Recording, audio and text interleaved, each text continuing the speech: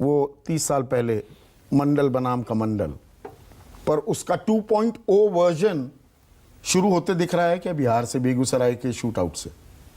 संदीप, पहले थोड़ा फैक्ट्स बता देता हूं दर्शकों की सुविधा के लिए। इस पूरी घटना में 4 आरोपी जो स्क्रीन पे हम कहेंगे कि दिखाएं भी, ये 4 आरोपी थे स्क्रीन पे जो दिखाई दे रहे थे या दिखाई दे रहे होंगे अभी। पीसीआर डायरेक्टर को कहूंगा कि उनके विजुअल चलाएं। और 2 कॉन्स्पिरेटर थे। जो जानकारी है उसके मुताबिक 5 उसमें अगड़ी जाति से हैं, शायद छठा कोई और है। एक जानकारी और है, और जिसकी तरफ मैंने अपने पिछले शो में इशारा किया था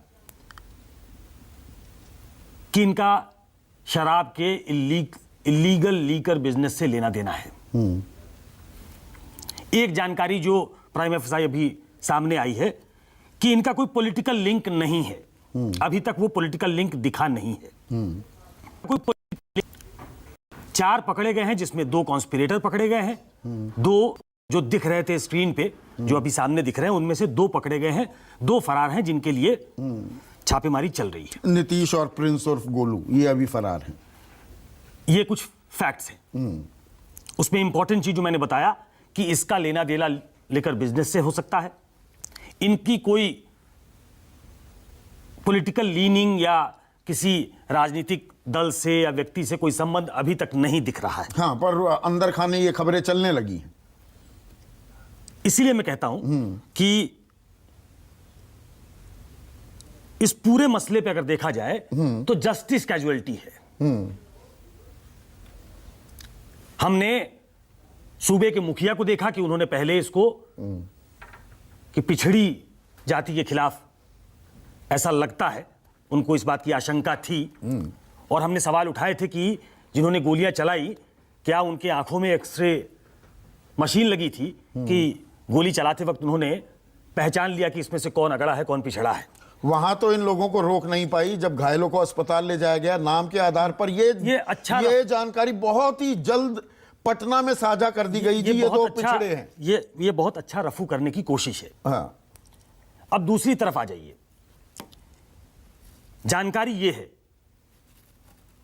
शुद्ध रूप से अभी ये एक नॉर्मल क्राइम की घटना लगती है, जिसमें कोई इलीगल लिकर बिजनेस में इन्वॉल्व है, और वो वहां अपनी दबंगई, अपनी गुंडई दिखाना चाहता था। रंगबाजी मैंने पिछली बार कहा था, वो दिखाने की कोशिश थी। लेकिन दूसरी तरफ से बयान क्या आया? एक तरफ से बयान आया जिसमें अगड़ा पिछड़ा करने की कोशिश हुई, दूसरी तरफ से बयान आया जिसमें हिंदू मुसलमान करने की कोशिश हुई। मैंने गिरिराज सिंह जी का बयान बहुत ध्यान से सुना है। उन्होंने यहां तक कहा कि बहुत चुन चुन के गिरफ्तारी हो रही है। उसमें वो मुस्लिम एंगल तलाश रहे थे कि पकड़ा गया या जिसने गोली चलाई या जिसने कॉन्स्पायर किया, जो कॉन्स्पिरेटर है, उसमें कोई मुस्लिम है। और वो फिर एनआईए तक पहुंच गए, सीबीआई तक पहुंच गए। अपनी अपनी पॉलिटिकल कॉन्स्टिट्यूएंसी को दोनों लोग एड्रेस करने की कोशिश कर रहे हैं। और इसीलिए मैं फिर से कहता हूं कि इस पूरे मामले में अगर कैजुअलिटी कुछ बन रहा है तो वो जस्टिस है। वो जो 11 लोग जिनको गोलियां लगी, एक आदमी जो मर गया, 9 या 10 जो घायल हैं, उनको इस बात की जानकारी नहीं हो पाएगी, या अगर जांच हो भी गई तो उनको भरोसा नहीं हो पाएगा कि इसमें सच क्या था। किसी ने कॉन्स्पायर किया, इसमें पॉलिटिकल कॉन्स्पिरेसी थी, ये एंगल देने की कोशिश हो रही है। अब आ जाइए अपने पिछड़ों का मसीहा बनने का भी मौका ढूंढा जा रहा है फिर से।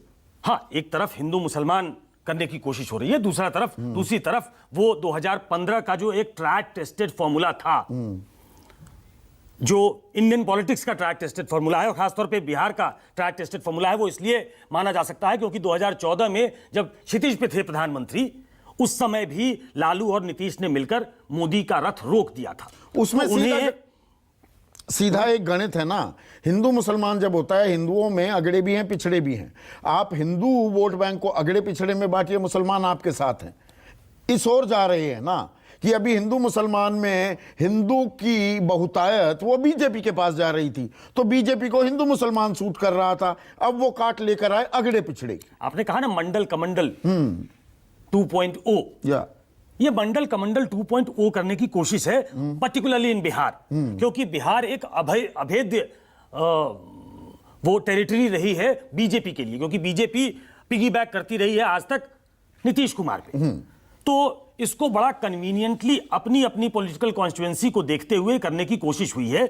मुझे पुरानी बीजेपी और आज की बीजेपी, अगर इसकी खाटी पॉलिटिकल एनालिसिस में जाया जाए तो यह समझना पड़ेगा कि बीजेपी जो पुरानी बीजेपी थी वो नहीं है। मैं बार बार कहता हूं कि हिंदुत्व और राष्ट्रवाद को जोड़ दिया है। पहले अटल बिहारी वाजपेयी उसको लीड किया करते थे, आजकल नरेंद्र मोदी उस बीजेपी को लीड कर रहे हैं जो खुद बोल चुके हैं कि मैं ओबीसी हूं।